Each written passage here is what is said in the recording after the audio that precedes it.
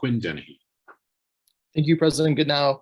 I just want to echo everybody basically on the council. There are, I think the statistic right now is 530 or 540,000 people that are houseless in the United States right now.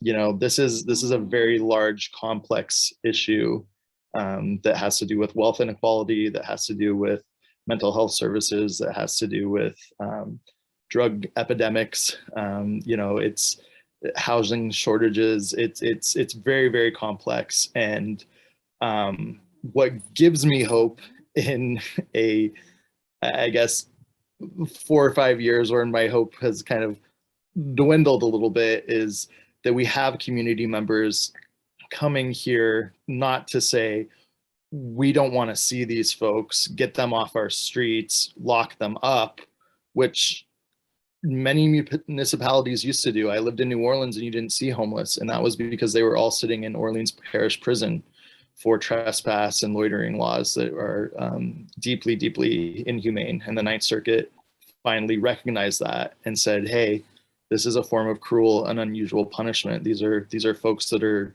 suffering from economic and mental health issues.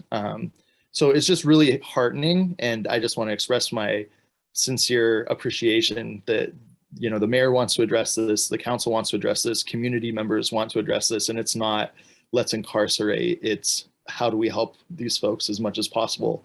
I think it was towards the end of last year, I was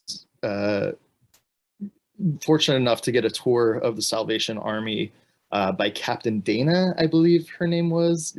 Okay, Mary, I know you're on the board, and it was just also really, really profound to go and see the showers, to see like the very large kitchen, the rooms of winter coats and sleeping bags, and the fact that so many community resources have been poured in, but also the partnership that we've helped form with security and mental health services.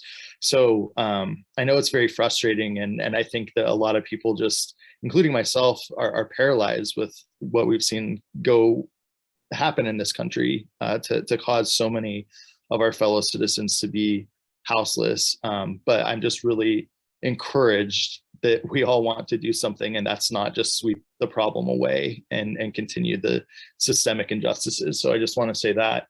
I also want to give, switching the subject, District 4 recently has been kind of a flutter with parking complaints.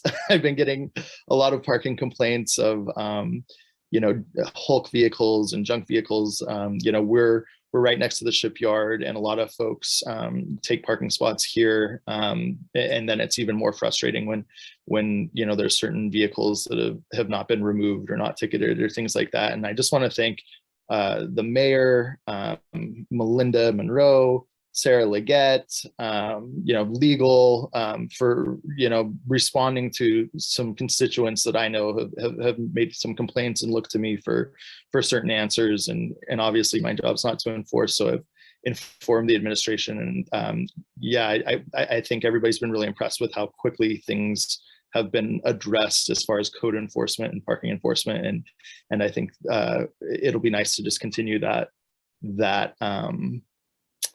trend, because parking is at a prime, and we can't just have abandoned vehicles on the streets of the district. So thank you to the administration for that, and all the folks that have helped on that. And that's everything. Thanks a lot, folks.